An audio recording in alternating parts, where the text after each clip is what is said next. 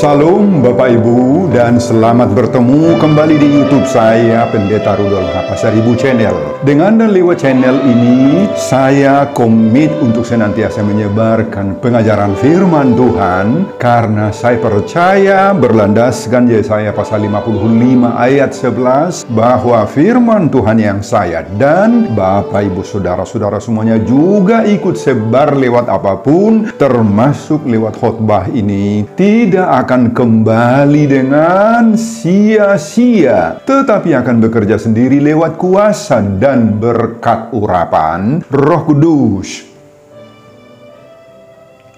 Mari Bapak Ibu, saudara-saudara semuanya, saya ajak membantu saya menyebarkan pengajaran firman Tuhan khotbah di ibadah Minggu Septuagesima 16 Februari 2025. Terambil dari kitab Yeremia pasal 17 ayat 12 sampai 18 dan epistel dari kitab Kolose pasal 1 ayat 24 sampai 29. Diikat oleh topik atau tema Tuhan pengharapan kita. Dalam bahasa Batak Toba dituliskan Jahobado Pakirimota. Saya baca untuk kita, simaklah pembacaan firman Tuhan berikut ini. Judul perikop Yeremia pasal 17 ayat 1 sampai 18 adalah pergumulan Nabi oleh karena bangsa yang berdosa. Khotbah kita dari ayat 12 sampai 18. Tahta kemuliaan luhur dari sejak semula, tempat bait kudus kita, ya pengharapan Israel Tuhan, semua orang yang meninggalkan Engkau akan menjadi malu. Orang-orang yang menyimpang daripadamu akan dilenyapkan di negeri, sebab mereka telah meninggalkan sumber air yang hidup, yakni Tuhan. Sembuhkanlah aku ya Tuhan, maka aku akan sembuh. Selamatkanlah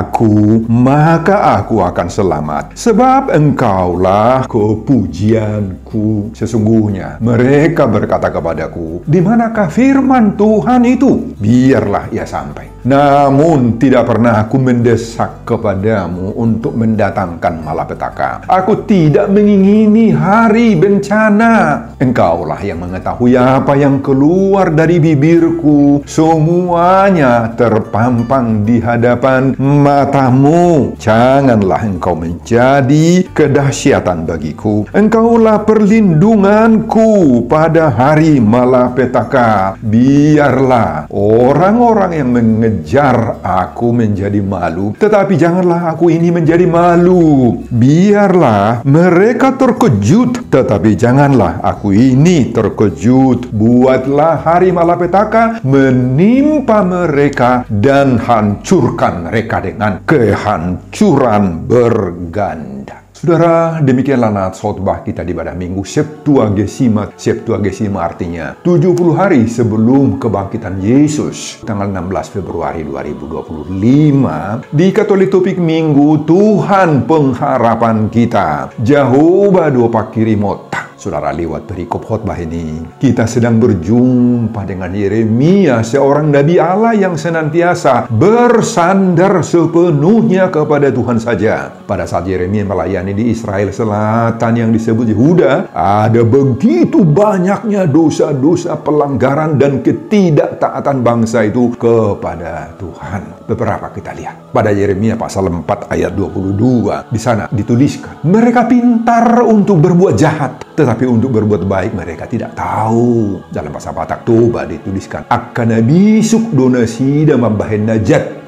alai membahen nadinggan, dang di boto nasida. Nah, artinya Bapak Ibu, mereka sudah masuk kepada kategori penjahat profesional, yang dalam bahasa sekarang itu kita sebut dengan mafia. Bagi penjahat profesional atau mafia, Bapak Ibu, seperti mereka, maka berbuat jahat atau dosa sudah merupakan bagian dari hidup mereka sehari-hari. Berbuat dosa atau kejahatan tidak lagi bisa dipisahkan dari kehidupan mereka. Semua itu mereka lakukan dengan sadar dan tidak pernah menyesalinya dan tidak akan pernah berbalik lagi kembali kepada Tuhan. Mereka tidak mau bertobat. Dan hal itu juga ditulis oleh Yeremia pada pasal 5 ayat 3. Mereka mengeraskan kepalanya lebih daripada batu. Dan mereka tidak mau bertobat. Wah, luar biasa dosa dan kejahatan pemberontakan mereka kepada Tuhan itu. Pada Yeremia pasal 5 ayat 13 ditulis lagi oleh Yeremia, para nabi akan menjadi angin. Firman Tuhan tidak ada pada mereka. Dalam bahasa Toba ditulis, Jalak kapanuri ranggabia lugu, jaladang adong hatane Jehovah di bagasan nasida. Oh, di dalam diri panuri rangatun nabi. Nggak ada lagi firman Tuhan, Bapak Ibu. Ini dosa yang sangat-sangat sungguh luar biasa. Manakala pada diri seorang nabi, seorang hamba Tuhan, tidak ada firman Tuhan. Nah, bandingkan saja misalnya kalau pada diri dan hidup seorang hamba Tuhan, seorang pendeta, seorang sintua, seorang parhalado, tidak ada firman Tuhan. Kita tidak mengerti lagi apa yang disampaikan oleh para nabi, oleh para hamba-hamba Tuhan yang seperti itu toh. Ini bukti bahwa kejahatan mereka sudah luar biasa. Kejahatan semua kalangan sudah sangat-sangat luar biasa. Berarti semuanya sudah sangat kacau balau. Tahu lumlam itu istilah dalam bahasa Batak Toba yang pas. Kalau sudah kacau balau, sudah lumlam dalam bahasa Batak Toba itu, nah itu sudah merupakan kekacauan yang sangat hebat, yang sangat rumit. Bagaimana sikap bangsa Yehuda menanggapi pelayanan dan kehadiran nubuatan Yeremia ini? Bangsa Yehuda bukannya segera menangisi dan menyesali dosa-dosa serta mau bermohon belas kasihan kepada Tuhan. Mereka sebaliknya bertambah keras. Bertambah keras terhadap Yeremia. Berkali-kali Yeremia itu terancam mengalami kekerasan dari pihak penguasa dan masyarakat pun. Orang-orang sekampungnya sendiri berkomplot melawan Yeremia. Sebagaimana dalam pasal 11 ayat 19. Di sana dituliskan, mereka mengadakan persepakatan jahat terhadap aku, kata Yeremia. Bahkan berbagai-bagai bentuk penganiayaan dia alami juga langsung. Pasal 20 ayat 2. Lalu Pasyur memukul Nabi Yeremia dan memasungkan dia di pintu gerbang Benyamin yang ada di atas rumah Tuhan. Ini Imam Pasyur. Pasyur itu dalam bahasa kita sekarang preses itu, Bapak Ibu. Itu orang hebat itu secara gerejawi atau secara institusi lembaga keagamaan. Pada pasal 38 ayat 6 di sana juga ditulis, maka mereka mengambil Yeremia dan memasukkannya ke dalam perigi milik Pangeran Malkia yang ada di pelataran penjagaan itu. Nah, inilah konsekuensi dari ketekunan seorang hamba Tuhan, Bapak Ibu, melaksanakan misi yang diembannya untuk melaksanakan suruhan Tuhan. Akan menghadapi risiko berat, pengorbanan, penderitaan yang keras, dan penganiayaan dari orang yang dilayani. Itu sebabnya saking beratnya pergumulan yang dihadapi oleh Yeremia ini, dia kadang-kadang, Bapak Ibu, merasa putus asa, berkeluh kesah, sebagaimana dalam Yeremia pasal 20 ayat 8 dan 9. Bahkan dia sempat menyesali kelahirannya. Dia berkata, wah, terkutuklah hari ketika aku dilahirkan. Yeremia 20 ayat 14. Dan banyak lagi yang dia katakan sampai pada ayat 18-nya. Namun, Yeremia tidak mundur dari pelayanan yang menuntut pengorbanan itu, Bapak Ibu. Dia bertahan. Ia tetap setia melaksanakan tugas panggilannya, dan Tuhan menyertai dan melindunginya sampai pelayanannya berlangsung 40 tahun lamanya, Bapak Ibu. Nah, saudara, khusus dalam nats khotbah kita, pasal 17 ayat 12 sampai 18, mari kita lihat isinya apa. Pada ayat 12 sampai 13, Yeremia memastikan bahwa tahta kemuliaan itu luhur kekal selama-lamanya. Tidak ada yang bisa merubuhkannya. Tetapi sebaliknya orang yang meninggalkan Tuhan, nah mereka itu akan dipermalukan, bahkan dilenyapkan karena tidak memiliki sumber air hidup lagi, yakni Tuhan. Pada ayat 14, Yeremia berseru kepada Tuhan, sembuhkanlah aku ya Tuhan, maka aku akan sembuh. Selamatkanlah aku, maka aku akan selamat, sebab Engkaulah kepujianku. Saudara, pada ayat 14 ini dikatakan bahwa Yeremia meminta kesembuhan. Apa penyakitnya Yeremia untuk disembuhkan oleh Tuhan? Oh, tentu saja Yeremia bukan mengalami sakit secara fisik tubuh, Bapak Ibu, enggak, tetapi mengalami penyakit batin. Batinnya yang terpukul. Yeremia sering ditolak, dicemooh, dilecehkan oleh banyak orang, termasuk para pemimpin agama seperti pastor tadi saat itu dan para penguasa. Makanya tidak mustahil batin Yeremia mengalami gangguan, mengalami ketidaktenangan, mengalami kehilangan damai sejahtera. Tidak mustahil. Nabi Yeremia berseru kepada Tuhan meminta kesembuhan karena dia tahu benar bahwa di dalam Tuhanlah ada kesembuhan. Tuhan itu bagi Yeremia itu Yehovah Rapah, Tuhan penyembuh. Pada ayat 15-17-nya di sana ditulis, sesungguhnya mereka berkata kepadaku, di manakah firman Tuhan itu? Biarlah ia sampai. Apa maksud kalimat itu? Umat Israel atau Yehuda bukannya menerima kedatangan Yeremia, justru sebaliknya mereka mengolok-olok Yeremia, mengolok-olok firman Tuhan yang ia beritakan. Tindakan ini menunjukkan bahwa mereka sudah tidak takut lagi terhadap penghukuman Allah. Bahkan mereka cenderung menantangnya. Ayat 15 tadi. Mereka juga menuduh Yeremia mengada-ada. Makanya mereka bertanya, di manakah firman Tuhan itu? Dan juga menuduh bahwa Yeremia senang jika bangsanya itu ditimpa bencana dan malapetaka. Ayat 16. Bahkan mereka mengancam keselamatan Yeremia sehingga menyebabkan Yeremia berteriak minta tolong kepada Allah agar Allah itu membela dan melindunginya. Ayat 17. Nah, dalam semua kepahitan yang dihadapi oleh Yeremia itu, Yeremia tidak meninggalkan pelayanannya, melainkan terus mengandalkan kekuatan dan pertolongan dari Allah. Kemudian pada ayat 18, ayat terakhir Yeremia berkata, buatlah hari malapetaka menimpa mereka dan hancurkanlah mereka dengan kehancuran berganda. Nah, Yeremia pada awalnya nggak mau meminta untuk mendatangkan malapetaka bagi bangsanya Yehuda ini, nggak mau. Tetapi membelain Israel supaya Israel itu selamat, sebagaimana ayat 16 yang kita baca tadi. Namun, karena umat Israel ini begitu degilnya, nggak berubah pada akhirnya, ya sudahlah, kata Yeremia. Ya okelah, hajarlah mereka ini Tuhan dengan malapetaka. Pinta Yeremia kepada Tuhan. Nah, Bapak, Ibu, dan Saudara-saudara, dalam seluruh pelayanan dan perjalanan hidup Yeremia, baik dalam keadaan suka, duka, penderitaan, dan menghadapi teror, Yeremia berpedoman bahwa Tuhan pengharapan kita, Jehovah Dopa Kirimota, sebagaimana topik minggu Septuagesima 16 Februari 2025. Amin, Bapak, Ibu, dan Saudara-saudara. Nah, Bapak, Ibu, itulah isi khotbah kita di pada minggu Septuagesima 16 Februari 2025. Diikat oleh topik atau tema minggu, Tuhan pengharapan kita, Jehovah Dopa Kirimota. Apa? Pengajaran Tuhan bagi kita lewat khotbah dan lewat pengalaman Yeremia ini. Pengajaran pertama, hindarkan kedegilan hati, terimalah peringatan Tuhan. Saudara, apa artinya kedegilan hati ini? Kata degil itu secara hurufiah berarti orang yang tidak mau menuruti nasihat orang lain toh. Jadi orang yang degil adalah orang yang tabiatnya keras kepala, kepalanya membatu.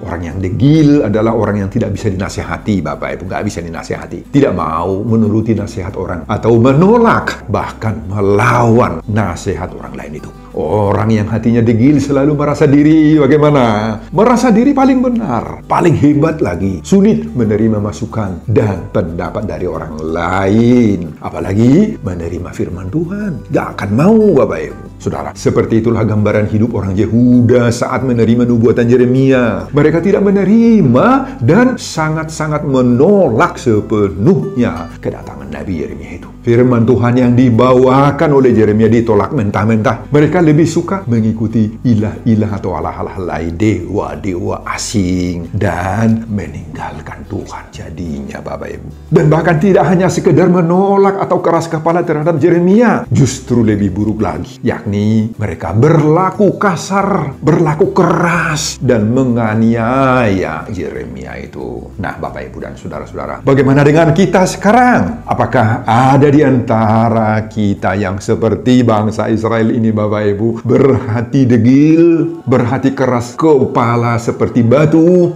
tidak mau menerima nasihat, teguran, bimbingan, dan pengajaran Tuhan? Apakah ada di antara kita yang merasa dirinya tidak butuh khotbah, merasa diri paling hebat, paling benar? Saudara, jangan-jangan ada banyak di antara kita yang doyan melakukan hal-hal yang bertolak belakang dengan maunya Tuhan, yang mengabaikan perintah dan kehendak Tuhan itu. Ingatlah Bapak Ibu, jika kita tetap hidup dalam kedegilan hati di hadapan Tuhan dan tidak mau menerima firman dan khususnya teguran Tuhan, maka itu akan membawa saudara yang berhati degil itu kepada kebinasaan. Dalam Injil Markus pasal 16 ayat 9 sampai 15, Yesus juga mencela para murid-muridnya karena ketidakpercayaan dan kedegilan hati mereka pada kebangkitan Yesus. Yesus mencela di sini berarti mengecam atau memberikan teguran yang keras kepada murid-muridnya. Bapak Ibu dan saudara-saudara, khotbah ini mengingatkan kita jangan sampai Tuhan menghukum kita karena kedegilan hati kita, Bapak Ibu. Kedegilan hati berkaitan erat itu dengan kesombongan, keangkuhan, dan pengabaian terhadap Tuhan. Jika hal-hal seperti itu memang ada, maka kita perlu sekarang meminta agar Tuhan mengubahkan hati dan pikiran kita yang degil itu, agar kita mau peka, mau mendengar tinggil terhadap suara Tuhan. Kita mau mengerjakan pekerjaan Tuhan, mau mengerti rencana Tuhan di dalam diri kita. Kedegilan hati hanya bisa dirubah apabila kita mau menjadikan Tuhan pengharapan kita. Jehovah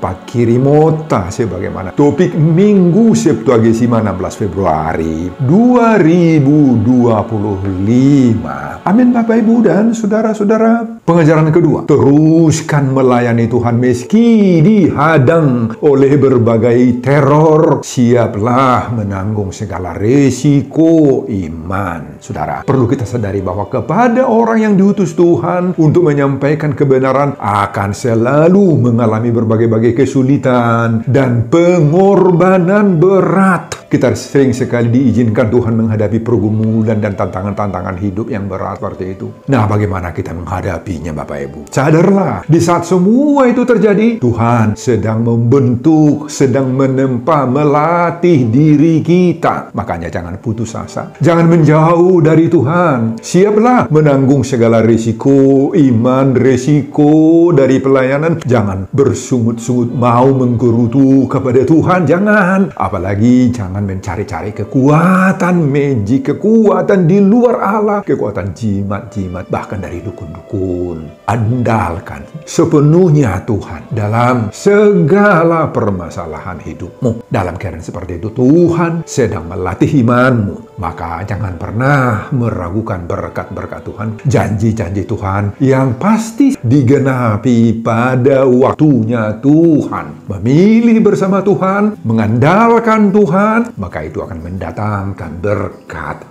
dari Tuhan. Ingatlah Bapak Ibu, sebuah pohon akan semakin kuat, semakin berakar ke bawah kokoh tatkala mengalami goncangan-goncangan, badai-badai, angin-angin sakal. Maka demikianlah kita semakin kuat, semakin kokoh, semakin berdiri teguh dan tangguh berakar dalam iman apabila menghadapi angin-angin badai kehidupan. Tuhan mengizinkan itu terjadi agar kita semakin mau berserah, mau mengandalkan kuasa Tuhan dalam diri kita. Saudara, ketika kita menyuarakan kebenaran, maka harus siap kita menghadapi resiko yang mungkin akan datang.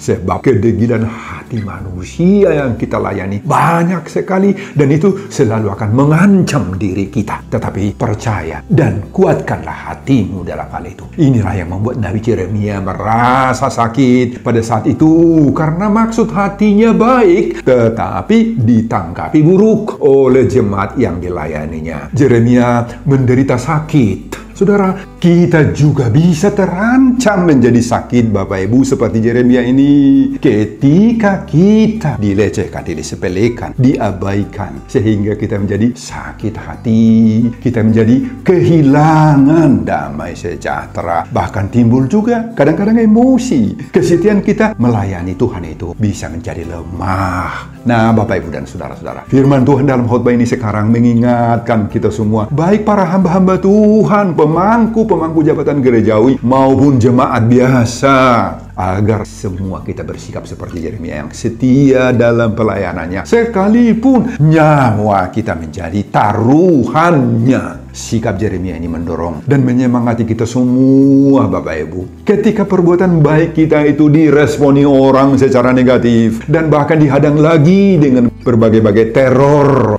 mental, teror spiritual, teror ekonomi, maka bersiaplah menanggung segala resikonya itu. Kita harus percaya bahwa Tuhan Allah tidak akan membiarkan persoalan itu menekan jiwa kita, mengganggu pelayanan kita, asal kita mau dengan rendah hati seperti Yeremia bersandar sepenuhnya kepada Tuhan. Mari kita mengakui dan bahkan belajar dari kelemahan dan keterbatasan kita. Pasti banyak kelemahan dan keterbatasan kita. Mari kita akui serta mau berharap kepada Tuhan Allah Sang Pemberi tugas pelayanan itu. Dia atau Tuhan akan menopang kita dengan menjadikan Tuhan pengharapan kita. Jauh baru pakiri mota, sebagaimana topik minggu Septuagesima 16 Februari 2025 ini, maka kita akan berhasil melewati semuanya itu, dan nama Tuhan dipermuliakan. Amin, Bapak Ibu dan saudara-saudara. Pengajaran ketiga, orang yang menghujat suruhan Tuhan akan berhadapan dengan kuasa Tuhan. Saudara, meskipun pada ayat 16 tadi Yeremia di awalnya gak mau meminta malapetaka menimpa bangsanya, dan bahkan justru membelain Israel supaya Tuhan menyelamatkan mereka. Namun sekali lagi, karena umat Israel ini begitu degilnya, gak berubah sama sekali, maka doa Yeremia berubah meminta Tuhan menghajar mereka. Di sana dituliskan, buatlah hari malapetaka menimpa mereka, dan hancurkanlah mereka dengan kehancuran berganda. Ayat 18.